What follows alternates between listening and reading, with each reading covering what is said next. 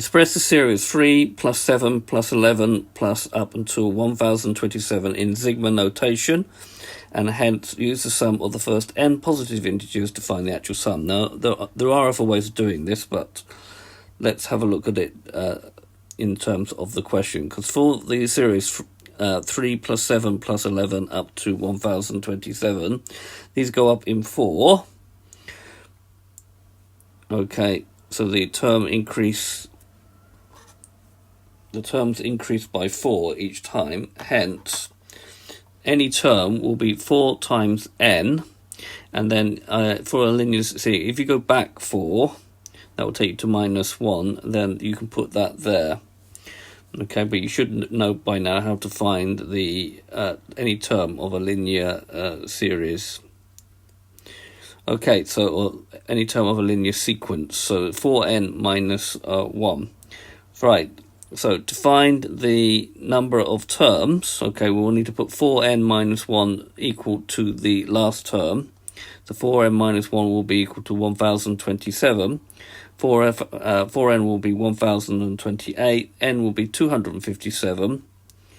So 3 plus 7 plus 11 up until 1027 in sigma notation will be from r to 1 up until the last term, which is 257 of r, and r would have to be 4r minus 1, what each term number is.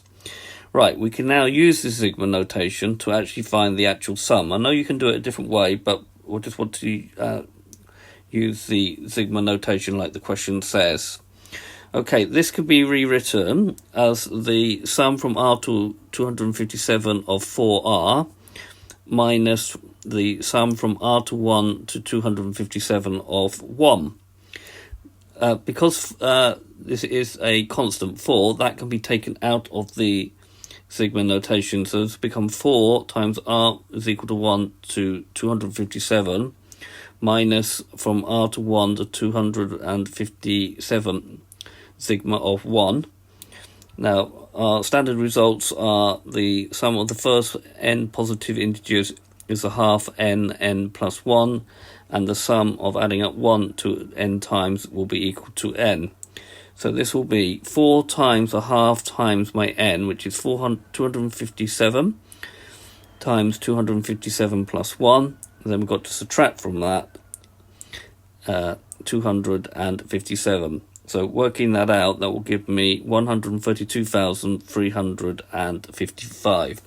You could perhaps check that result knowing your how to find the sum of an arithmetic regression with first term 3, common difference 4. Okay, I hope you've understood, and I hope this video is useful, and thank you very much for watching.